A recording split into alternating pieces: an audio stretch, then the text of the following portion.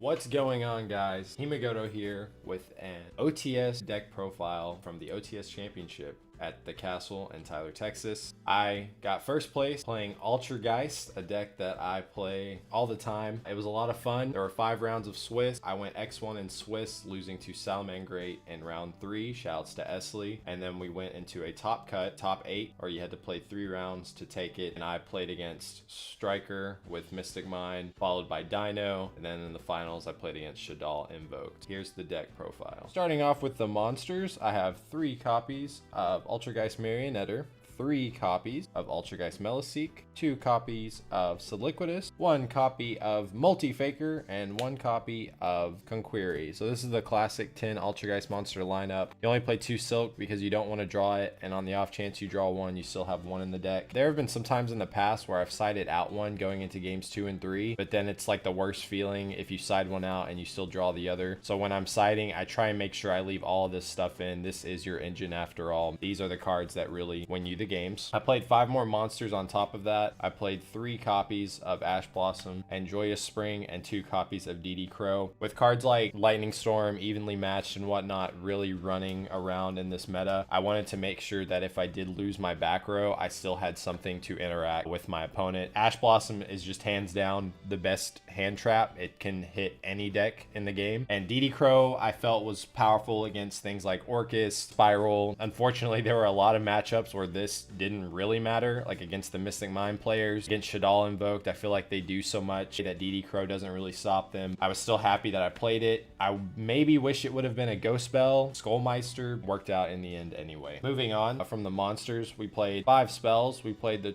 3 copies of Extravagance, the best spell card in the deck. Loved seeing this in my opening hand. Very, very powerful card. Lets you draw 2 cards, why not? And 2 copies of Duality. I was going to play 1 for 1, but one thing I disliked was not having more draw power. I wanted to be able to dig further for other cards. I really like Duality, especially after Extravagance. It allowed me to further search through my deck and grab maybe another trap like a Strike or an Impermanence or maybe even a hand trap. Then the other 20 cards in the deck were all traps, of course. Starting off, I only played 1 copy of Protocol and 1 copy of Manifestation. There are plenty of ways to get to Marionetter in this deck, and Marionetter gives you one of these out of the deck for free, and most of the time you don't want to draw one. Drawing a Protocol is not bad, I'll admit. It's really nice, especially if you hard draw Faker or if you draw Siliquidus. That way you have that bounce interaction on their turn, or with Faker you can protect the second effect and make sure it goes through. I did fine with just 1 copy of each. I played 3 copies of Personal Spoofing. This is for consistency. This is to help get to Faker, help get to Kunk if my opponent's about to destroy me in the battle phase. You got to play 3 copies of this. From there, we played 3 copies of Infinite Impermanence. I did not draw Impermanence Faker during the event, but I have in the past, and it feels super, super good. This card is also just a great hand trap. Can't hit it with Call by the Grave. Really helpful against the combo decks. There have also been times where I'm playing against people and they have some monster on the board, like an Inspector Border, and then at the start of my turn, the first thing I do is Impermanent, and it allows me to play. Going on, we have 3 copies of Compulse. One reason I decided to play Compulse, destruction effects just aren't that great right now, especially against Shadal Invoked. If you bounce Construct or their App Cologne, they don't get any effects. It just goes back in the extra deck. I also love this card over Crackdown for extra deck monsters. If I crack down an extra deck monster and they get rid of the Crackdown, they get the extra deck monster back, but with Compulse, they just lose that resource entirely and they have to rebuild if they want it back. Moving on with some more traps, I only played 1 of the Solemns. It's my personal favorite. It's Solemn Strike. Reason being, I just don't like paying 4k life points with Judgment. I understand it's an amazing card. It can stop Lightning Storm. It can stop Evenly Matched. But instead of playing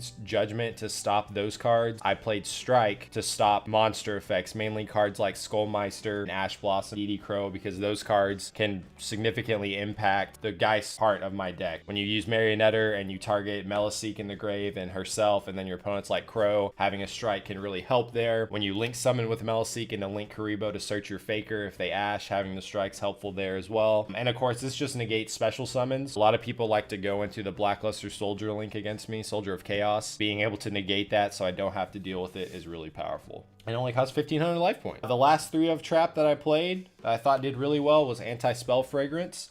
This shuts down Lightning Storm. It's great against all kinds of cards in the meta. Any field spell, any continuous spell. Foolish Burial Goods, Orchestrated Return, Allure of Darkness. They can't play those cards that turn. They have to wait until next turn. Once it comes back to me and they weren't able to do anything, it allows me to further solidify my board presence. Makes it such a hassle for them to play even after that next turn. Really, really powerful card. I would usually just shotgun this during the standby phase because it was also wanting to bait out quick play spells from my opponent, which did happen a few times throughout the event. And I also played anti-spell because I played 2 copies of Waking the Dragon. And with Lightning Storm being so popular and people playing Twin Twisters, Cosmic Cyclone, I had to play this card. I think it's really a big surprise. I played a Mech Knight player in Swiss and he popped it using one of the Mech Knights, and I summoned Ultimate Falcon. He said, okay, I can't do anything about that. Waking's really good just for people who shotgun those destruction spells. I can punish them accordingly. And the final trap, Imperial Order. Card's nuts. I don't have to say anything, negates spell effects. It's like a 4th anti-spell, but it's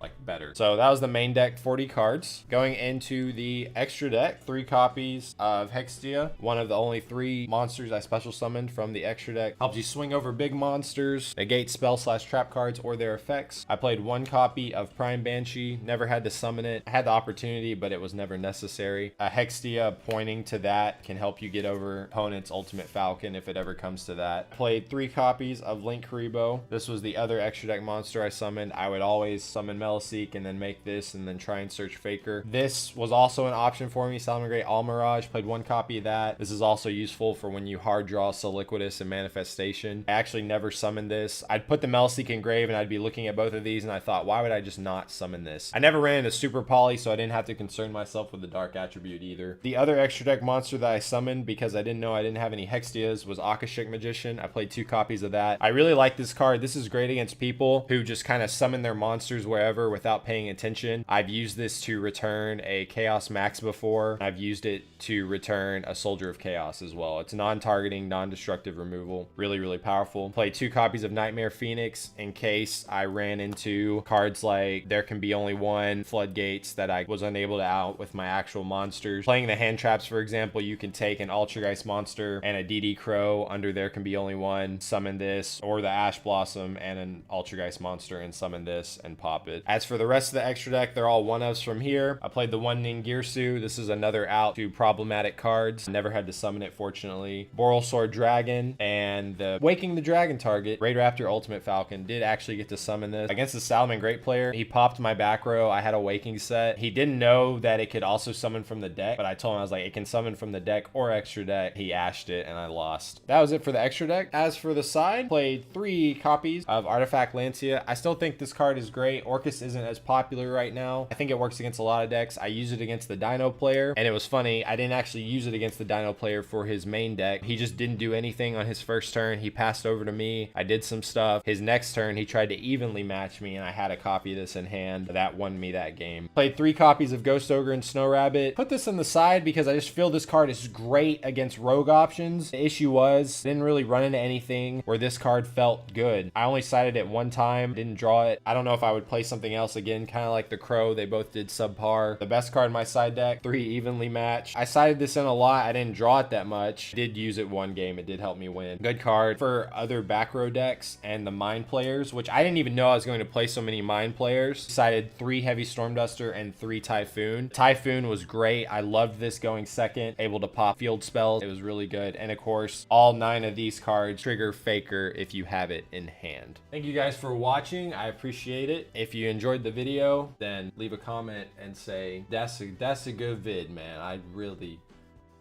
liked it. Anyway, I'll see you guys later. Have a great night. Take care.